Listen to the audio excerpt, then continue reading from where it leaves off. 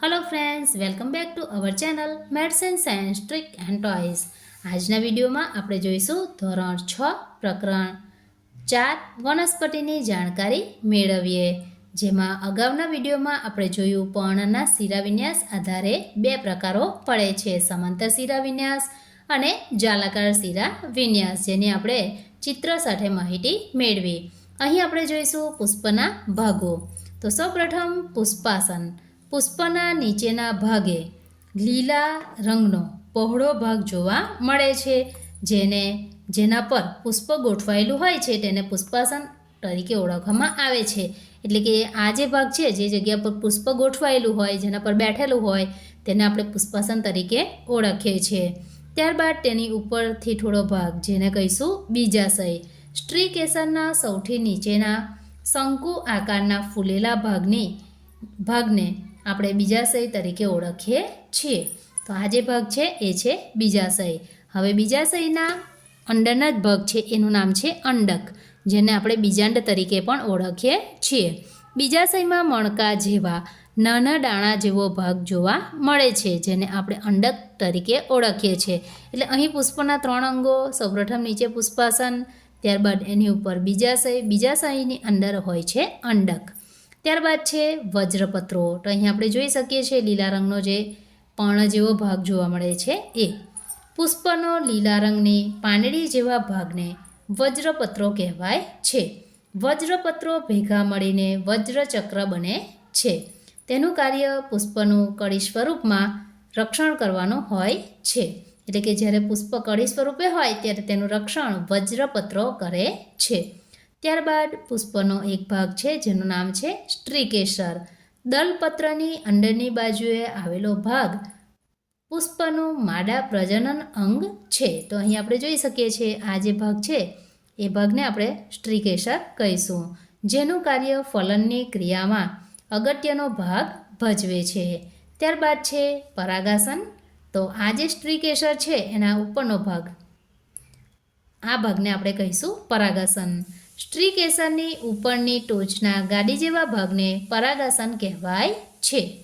ત્યારબાદ છે દલપત્રો। પુષ્પનો રંગીન અને સુગંધીદાર ભાગ દલપત્રો કહેવાય છે। દલપત્રો ભેગા મળીને દલચક્ર બને છે, જેનું કાર્ય કીટકોને આકર્ષવાનું છે। તો દલપત્રો, અહીં જે ધતુરો છે માટે એનું દલપત્ર સફેદ રંગનું હશે, ગુલાબ હોય તો લાલ રંગનું, મોગરાનું સફેદ રંગ। આમ આપણે જોઈ શકીએ છીએ કે ફૂલનો જે રંગ છે એ દલપત્રનો રંગ હોય છે, અને દલપત્રો ભેગા મળી અને દલચક્ર બનાવે છે, જે કીટકોને આકર્ષવાનું કામ કરે છે। ત્યારબાદ છે તંતુ। પુંકેસરના દાંડી જેવા ભાગને તંતુ કહે છે। તો આ જે ભાગ છે દાંડી જેવો ભાગ, જેને આપણે તંતુ તરીકે ઓળખીએ છીએ, પુંકેસર। તો અહીં આપણે જોઈ શકીએ છીએ 1, 2, 3, 4 અને 5 પુંકેસર છે। દલપત્રની અંદરની બાજુએ આવેલો ભાગ પુષ્પનું નર પ્રજનન અંગ છે, જેને પુંકેસર તરીકે ઓળખવામાં આવે છે। ત્યારબાદ છે પરાગવાહિની। તો અહીં આપણે જોઈ શકીએ છીએ આ જે છે એ છે પરાગવાહિની। તો પરાગાશયની નીચે આવેલી નળી જેવી રચનાને પરાગવાહિની તરીકે ઓળખવામાં આવે છે। તો આ જે છે પરાગાશય, તેની નીચેના જે ભાગ છે જેને આપણે કહીશું પરાગવાહિની। ત્યારબાદ છે પરાગાશય। પુંકેસરની ટોચ પર આવેલ કોઠડી જેવા ભાગને પરાગાશય કહે છે। તો આ જે ભાગ છે કોઠડી જેવો, જે ભાગને આપણે કહીશું પરાગાશય। તો અહીં ટોટલ 5 પરાગાશય છે।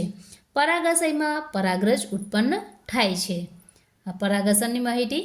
સ્ટ્રીકેસરની ઉપરની ટોચના ગાડી જેવા ભાગને આપણે પરાગાસન કહીશું। તો આ છે પરાગાસન, અને જ્યારે સ્ટ્રીકેસરની ઉપર હોય તો એને આપણે કહીશું પરાગાસન, અને પુંકેસરની ઉપરનો ભાગ જેને કહીશું પરાગાશય।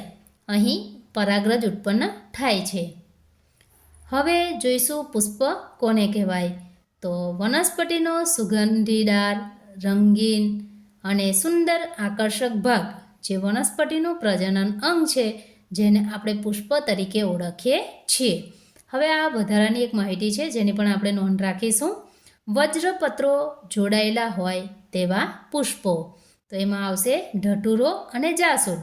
વજ્રપત્રો જોડાયેલા નથી તેવા પુષ્પો. એમાં આવશે ગુલાબ, મોગરો, રાય એવા ઘણા પુષ્પો છે જેમાં વજ્રપત્રો જોડાયેલા હોતા નથી.